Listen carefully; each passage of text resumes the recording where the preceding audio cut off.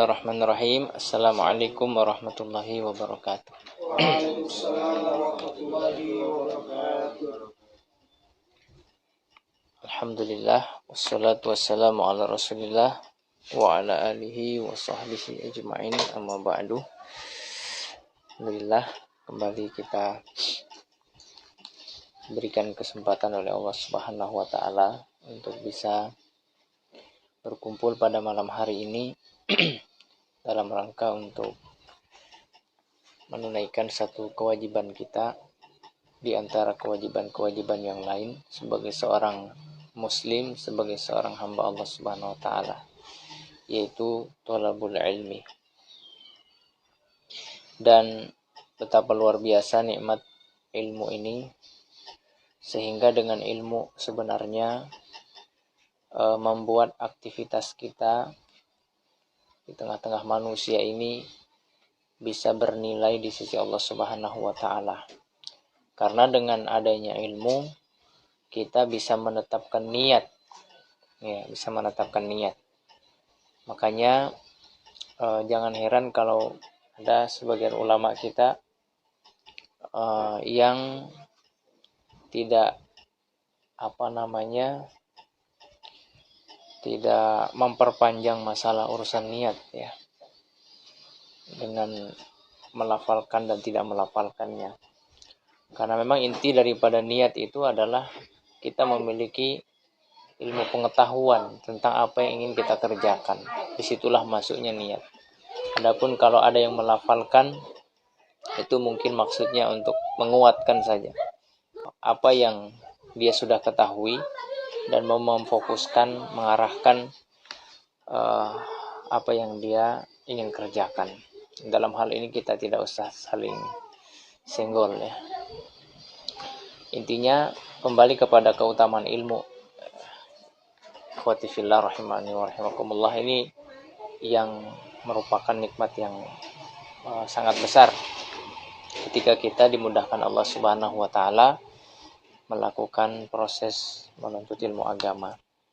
Yang kedua, berkaitan dengan ini juga kita menjadi tahu bahwasanya kita diciptakan ke dunia ini bukan untuk berlomba-lomba paling banyak amalannya, tapi sejatinya itu kita berlomba-lomba siapa di antara kita yang paling bagus amalannya. Makanya dalam surah Al-Mulk kan bukan aksaru amala, tapi ahsanu amala, ya. Liyabluwakum ayyukum ahsanu amala, bukan aksaru amala. Untuk menguji kita siapa di antara kita ini yang paling bagus amalannya. Dan kita sudah sering mendengarkan bahwasanya yang dimaksud dengan yang paling bagus amalannya adalah yang paling ikhlas, yang paling benar niatnya dalam beribadah semata-mata tertuju kepada Allah Subhanahu wa ta'ala. Dan juga semaksimal mungkin apa yang dia amalkan itu ada contohnya, ya, dari Rasulullah SAW dan generasi terbaik dari kalangan sahabat, tabi'in, atba'ut tabi'in. Ikhwati fillah rahimani wa rahimakumullah. Iya. Meskipun malam sudah mulai larut, ya, mata sudah mulai redup, tapi mudah-mudahan ini bisa menjadi semakin memberatkan timbangan kita di amal kebaikan kita di akhirat nanti. Ya, semuanya kita coba lakukan apa yang bisa kita lakukan. Dalam kaidah bahasa Arab itu ma la yudraku kulluh la yutraku julluh. Kalau tidak terbalik seperti itu, ya. Apa yang tidak bisa dilakukan semua, jangan ditinggalkan semua, ya. Apa yang tidak bisa kita lakukan semua, jangan ditinggalkan semua. Ada hal yang mesti kita lakukan. Karena memang Allah tidak melihat hasil yang kita peroleh, tapi Allah ingin melihat sejauh mana usaha kita, mujahadah kita di dalam termasuk di dalam menuntut ilmu ini. Sedikit ingin mengambil faedah dari pembahasan kita sebelumnya tentang cara mendapatkan ilmu, ya. Kita ulang sedikit. Pertama dengan menghadiri majelis ilmu, dan ini yang paling terbaik karena bisa bertanya langsung, mengamalkan ayat fas'alu ahla dzikri in kuntum la ta'lamun. Yang kedua membaca buku tentunya. Yang membaca buku ini yang sifatnya pengembangan. Ya, kalau kita belajar di majelis itu hanya diberikan kunci-kunci ilmu. Setelah itu kita mengembangkan dengan membaca buku. Tapi tidak boleh sampai di situ saja. Kita tidak boleh menjadikan buku sebagai guru. Karena kapan kita menjadikan buku sebagai guru, kata para ulama, kita akan lebih banyak mendapati kesalahan di dalam memahaminya daripada yang benar. Ya, kemudian kalau sekarang ini kita sudah bisa mendengarkan ceramah-ceramah ya di YouTube ya di YouTube. Dan yang paling terakhir, ini sudah ada korelasinya juga, bertanya langsung kepada para ulama ya, ahlinya ilmu.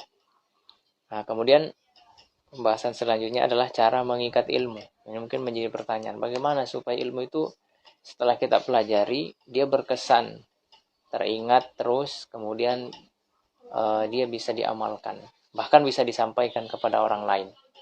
Nah, itu ada beberapa hal yang harus kita perhatikan. Yang pertama memang Masya Allah ini sunnahnya para ulama ya. Mereka mencatat ilmu, ya mengikat ilmu dengan tulisan. Cuma kalau di Rosa ini kan ya, saya kira tidak perlu dicatat ya. Di Rosa sudah ada bukunya. Mungkin ini nanti setelah pembahasan tentang hukum dan seterusnya. Kemudian yang kedua, mengikat ilmu dengan menghafalkannya. Nah, jadi ini juga tidak boleh kita abaikan dalam memproses mempelajari ilmu. Mau tidak mau kita harus menghafal. Itu hakikat ilmu. Ilmu itu bukan kayak saya sekarang di buku. Kalau mati lampu selesai, habis materi. Ya, kalau mau tahu ilmu itu, ya mau hidup lampu, mati lampu, itu bisa tetap berjalan proses menyampaikan ilmu. Seperti itu. Itu hakikatnya seperti itu, menjaga ilmu. Kemudian yang ketiga, ikatlah ilmu dengan mengamalkannya.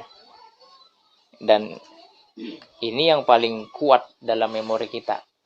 Ini yang akan mengikat kuat ilmu itu di dalam memori kita setelah kita mengamalkan ilmu.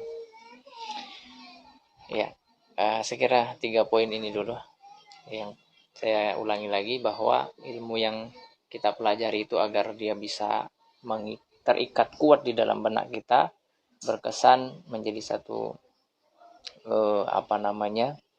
mengkristal di dalam kepribadian kita, yaitu dengan cara yang pertama tadi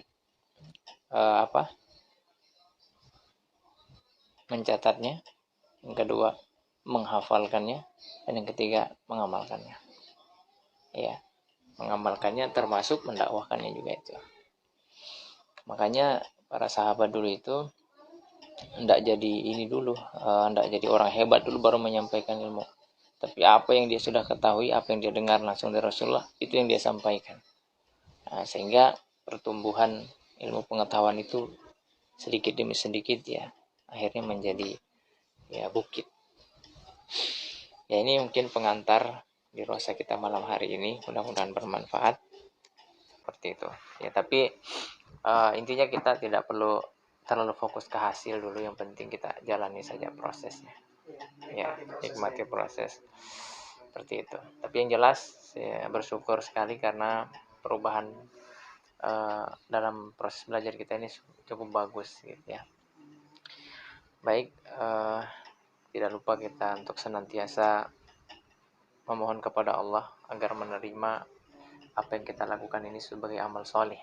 Ya, sebagaimana Nabi Ibrahim dan Nabi Ismail ketika di akhir setelah menunaikan perintah Allah untuk mendirikan Ka'bah, mereka ya kemudian berdoa, Rabbana wa taqabbal du'a, ya Allah, terimalah permohonan kami ini.